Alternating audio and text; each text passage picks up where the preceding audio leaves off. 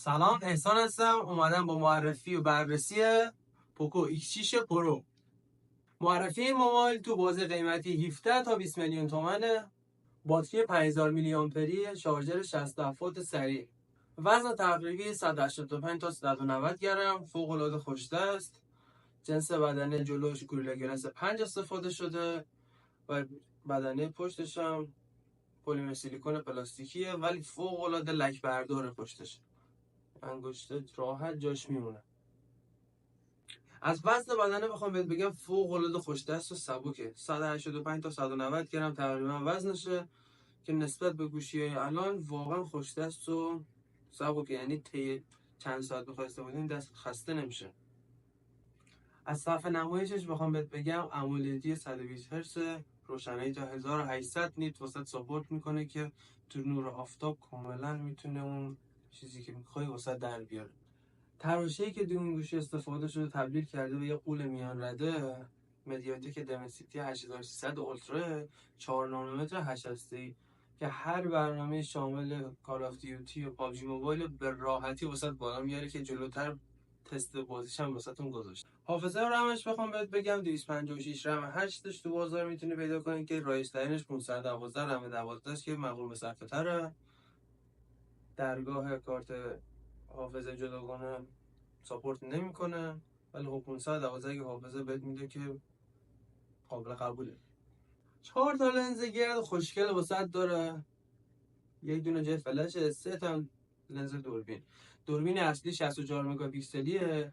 دوربین اولترا واید واسط ساپورت میکنه، ماکرو 4K واسط فیلم برداری میکنه، حد اکثر 60 FPS 1080 واسط فیلم برداری میکنه که جلوتر واسه تست دوربین هم میذارم و واسه من قابل قبول بوده تو این رنج قیمت. میریم سراغ باتری این گوشی. باتری 5000 میلی آمپری که همراهش یک شارژر 67 واتی داره که 45 دقیقه زمان بره که واسه سریع شارژش کنه. بخوام اسپیکر بسات بگم، اسپیکر دوگانه، یکی در پایین این قسمت و در بالا، تا صدای 24 لیتر واسه ساپورت میکنه که کیفیت صدای خوبی رو میتونه بهت بده. سنسورها و ارتباطات واسهتون بگم، اثر انگشت اپتیکال، زیر نمایشگر داره، شتاب سنج، ژیروسکوپ، حسگر مجاورت، خودنما، حسگر ضربان قلب ساپورت میکنه، وای فای 6 رو ساپورت میکنه، دوئل باند و بلوتوث نسل 54 داره که آخرین نسل 2020. فناوری ارتباطی 5G رو ساپورت میکنه واسه هر جایی که بری اینترنت 5G داشته باشی سرعت خوبی رو میتونی بگیری. بریم سراغ دوربینش. دوربین 4 تا لنز واسط داره، یه دونه جای فلش، یک دوربین 64 مگاپیکسلی اصلی، یه اولترا واید 8 مگاپیکسلی و یه ماکرو 2 مگاپیکسلی داره. دوربین اولترا واید 8 مگاپیکسلی که تا 120 درجه رو میتونی عکس برداری کنی. فضای بازی باشه، خوبه واسه دست جمعی میخوای یه تعدادی توش جا بدی، جا نمیشن، خوبه. 120 درجه واسه ساپورت میکنه. تو قسمت فیلم برداری لرزشگی رو داری.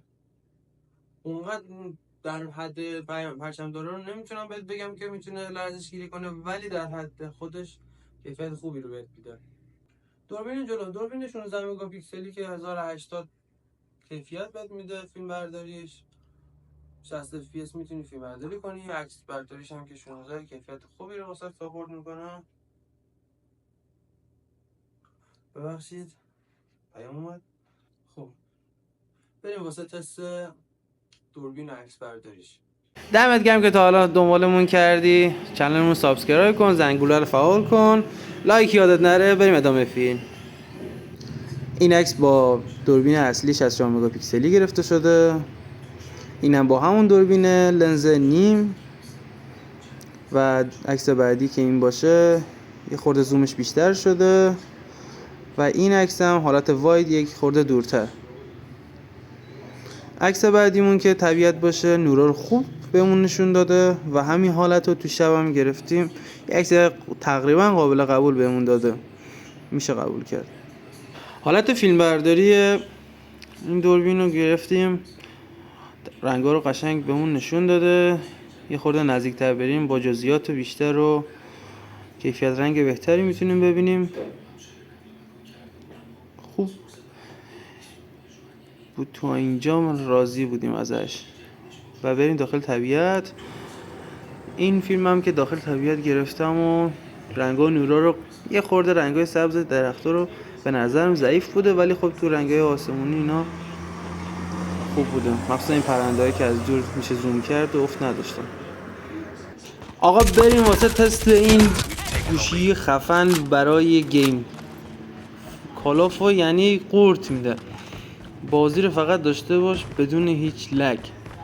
آخرین کیفیت اولترا گذاشتم.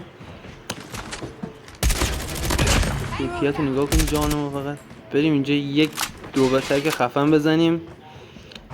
یا ابوالفضل برگرد. اوه شت.